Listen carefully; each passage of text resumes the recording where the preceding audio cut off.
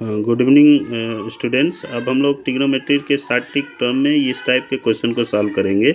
जैसे sine 20 theta है, sine 40 theta, sine 40 degree और sine 60 degree, sine 80 degree.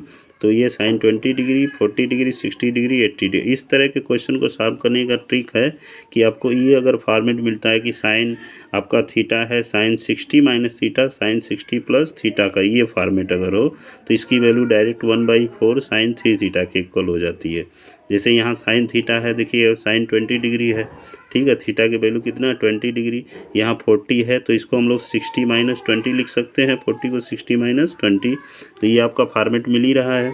Okay, उसी तरह से आपका साइन 60, तो साइन 60 की वैल्यू सबको अंडरस्टैंड होती है कि ये √3/2 के इक्वल होती है, तो इसको हम लोगों को इग्नोर कर देना है। और साइन 80 को क्या लिख सकते हैं, ये आपका 60 + 20 लिखा जा सकता है। तो एकदम सेम ये और ये टर्म एकदम सेम टर्म है, तो हम लोग इसकी वैल्यू को लिख सकते हैं। देखिए डायरेक्ट क्या लिख सकते हैं, साइन 20 साइन 40 साइन 60, तो साइन 60 की वैल्यू √3/2 हो जाएगी। और यहाँ पर आप क्या लिख देंगे, इंटू 1/4 और साइन ऑफ 3 थीटा, तो 3 इंटू कितना हो जाएगा, 3 इंटू 20 डिग्री हो जाएगा। तो 3 इंटू 20 मतलब साइन 60 हो जाएगा। तो √3/2 into 1/4 sine of 60 degree. Okay, और ये पूरी वैल्यू कितनी हो जाएगी, √3/2 इंटू 1/4 इंटू √3/2 के इक्वल हो जाएगी। तो अब देखिए √3/2 मल्टीप्लाई होकर के क्या मिल जाएगा आपको, 3/4 इंटू 1/4, और ये आपका 3/16 के इक्वल हो जाएगा।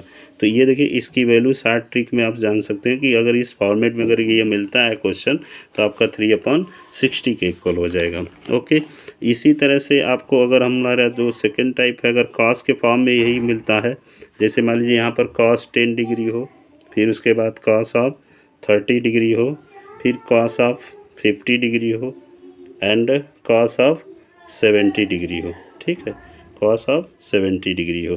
तो ये भी आपका सेम फॉर्मेट है। इसमें अगर हम लोग देखें तो cos 30 की वैल्यू कितनी है, तो इतनी होती है, ये आपका √3/2 होता है। और ये 10 डिग्री है तो 10 ये 50 है, तो cos 60 और माइनस 10 डिग्री लिख सकते हैं इसको, 70 डिग्री को cos 60 + 10 डिग्री लिख सकते हैं। तो आप सीधे इसकी वैल्यू क्या लिख सकते हैं, 1/4 cos ऑफ 3 थीटा। तो 3 थीटा का मतलब सॉरी, ये आपका cos ऑफ 3 थीटा हो जाएगा। तो 3 इंटू कितना हो जाएगा, 10 डिग्री हो जाएगा, मतलब cos 30 हो जाएगा। तो ये हो जाएगा √3/2 इंटू 1/4 इंटू cos 30 की वैल्यू क्या होती है, वापस आपका √3/2 ही होती है। तो ये भी वैल्यू आपकी कितनी हो जाएगी, 3/16 हो जाएगी, ठीक है।